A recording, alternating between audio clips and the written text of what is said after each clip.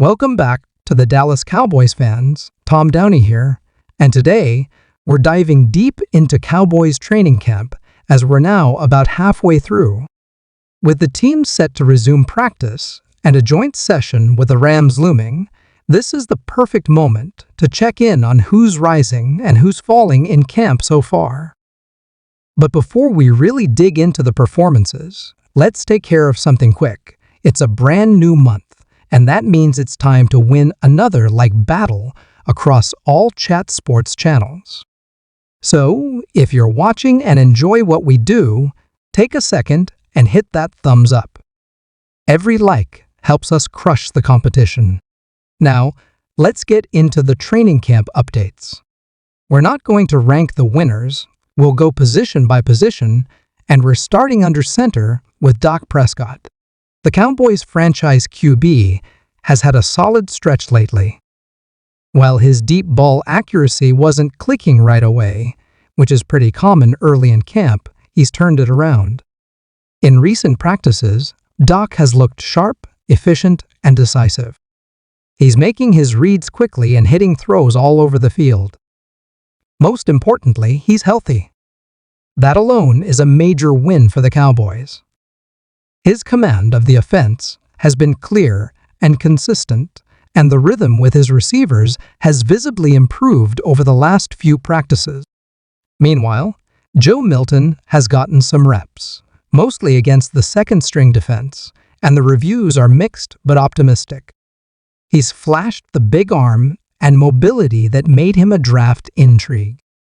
However, the long-standing issue remains: he holds onto the ball too long. It's not a surprise that's been part of his scouting report for years, but overall, he's looked better than Trey Lance did at this stage last season. There's still development ahead, but he hasn't been a disappointment. In the backfield, we've seen some early movement that shifted the pecking order. Javonte Williams and Miles Sanders saw the majority of reps early on, but Jaydon Blue has now surged ahead, particularly with Sanders and Deuce Vaughn both dealing with minor injuries. Blue's recent bump to first-team reps is a big deal, especially for a guy who was on the bubble entering camp. He's taken advantage of his opportunity with some explosive runs and consistency in pass protection. His emergence gives the Cowboys' offense another dynamic weapon and raises legitimate questions about how the RB rotation might look come Week 1. Let's talk about Hunter Luepke next. Brian Schottenheimer's praise for him hasn't gone unnoticed, and frankly, it's glowing. Schotty called him an incredible football player and went as far as to say he's essentially a lock for the roster. Luepke's versatility, the ability to play fullback, H-back, tight end, and contribute on special teams makes him an invaluable asset. He's instinctive, physical, and seems to be thriving in every role they throw at him. When your offensive coordinator is going out of his way to campaign for you during camp, that's telling. At wide receiver, there's been a ton of competition and several players making noise. CB Elam has been, without question, the best player on the field. His route running, hands, and timing with Dak are in mid-season form. He's dominated every type of coverage and made highlight grabs consistently. George Pickens has also put together some strong days, showing why the Cowboys believed in his upside. Kevontae Turpin has been a standout too. Though primarily used as a returner and gadget weapon, he's shown legit receiving chops this camp.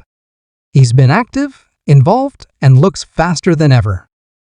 Meanwhile, Trayshawn Holden wasn't even on the radar last week, but after stacking a few strong practices, he's pushing himself into the conversation. Jalen Cropper has had moments, and Jonathan Mingo's had a couple solid days. But if we're being honest, more consistency is needed from guys like Jalen Tolbert. On the offensive line, Nathan Thomas has stepped up in a major way. With Tyler Guyton dealing with injury, Thomas has taken over first-team reps at left tackle and has not disappointed. The Cowboys moved him to guard under Mike McCarthy, but now he's showing real comfort back out at tackle. He'll be a name to circle during the preseason if he keeps this up. He could push for a roster spot or even more. Turning to the defensive side, Jay Toia and Perion Winfrey have been pleasant surprises. Toya's been solid with the second team, but Winfrey is the name really rising. Initially, behind Toia on the depth chart, Winfrey has flashed with penetration and disruption. The talent has never been the issue with him. It's always been about maturity and consistency. But right now, he's making it very hard for coaches to ignore him. When beat writers like Todd Archer take notice, that's not something you brush off lightly. Arguably, one of the three biggest winners from this camp is second-round rookie Donovan Ezeiruaku. This kid has been nearly unblockable. He's gotten reps against multiple offensive linemen, not just the backups, and has held his own or dominated in most of them. His get-off, bend, and motor make him a nightmare pass rush drills. The Cowboys are going to have no choice but to get him on the field, at least in passing downs. The idea that he's going to make an instant year one impact is not far-fetched anymore. It's starting to feel like a reality. Maurice Lufau is another name who's helped himself. With DeMarvion Overshown still recovering and Kenneth Murray missing time, Lufau has taken reps with the ones and looked like he belongs. Alongside Damone Clark, he's helping solidify the depth at linebacker, and having a coaching staff familiar with his strengths, like Matt Eberflus, will only help. It's unclear how much he'll play when the full unit is healthy, but for now, he's done enough to make the roster projection process very interesting. And perhaps no player has done more to change their outlook than Kaiir Elam. The former first-round pick from Buffalo has looked like an entirely different player in Dallas. He's been consistent, confident, and aggressive. He's had multiple interceptions, several pass breakups, and overall has played like a top 3 camp performer. He looks like a lock to start on the outside, and based on current form, he might even be the CB1 until Trayvon Diggs returns. Zion Childress is another under-the-radar name drawing buzz. A UDFA who's been working at both safety and nickel corner. He got some major love from Schottenheimer. He's done everything asked of him and could very well play himself onto the 53-man roster with a strong preseason. Elijah Clark has flashed too, but Childress has the edge in terms of versatility and impact plays during camp. Both starting safeties, Donovan Wilson and Malik Hooker, deserve mention too. With Wanya Thomas injured, Wilson has put to bed any speculation that he might be a surprise cut. He's healthy, productive, and a key veteran presence. Hooker, too, is steady and should continue to lead the back end of this defense. Now, let's talk about the losers, and unfortunately, it starts with the injury list. The Cowboys have been banged up badly. Trayvon Diggs, DeMarvion Overshown, Josh Butler, and Simeone Revel were already dealing with issues before camp even kicked into full gear. Of that group, Diggs seems closest to returning, which is good news, but Revel might not be ready by week 1. That's concerning. On offense, injuries have mounted quickly. Miles Sanders bruised his knee and missed some time. Deuce Vaughn's hamstring has held him back. Paris Campbell landed on IR. Brevin Spanford's ankle is a problem. Hakeem Adeniji is still in concussion protocol. Matt Waletzko was waived with his own injury. Rob Jones is out 2-3 months with a neck issue. Tyler Smith has tendonitis in his knee. Tyler Guyton's injury looked serious at first, but isn't as bad as feared still. He's expected to miss 4-6 weeks. Andrew Booth and Colin Carson are also questionable for week 1. It's a long, tough list. And then there's the Micah Parsons saga. What a mess. This entire ordeal could have been avoided with a proactive contract approach, but instead, the Cowboys let it drag into an off-season cloud. Whether it's miscommunication or mismanagement, it's just not a good look.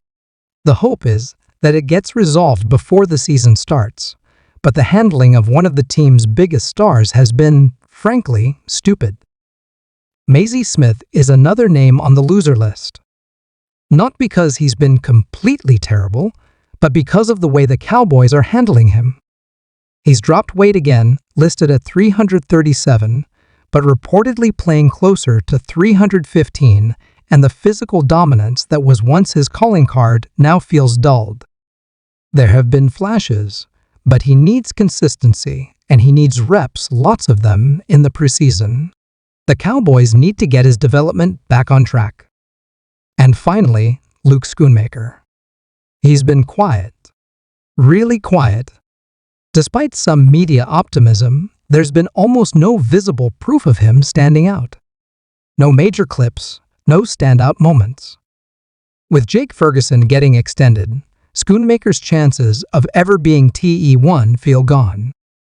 Injuries to Brevin, Span Ford, may keep him as TE2 by default, but that's not an endorsement of performance.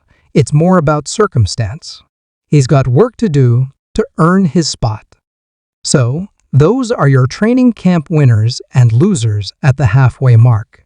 Let us know in the comments who you think has been the biggest winner and who might be the most disappointing so far.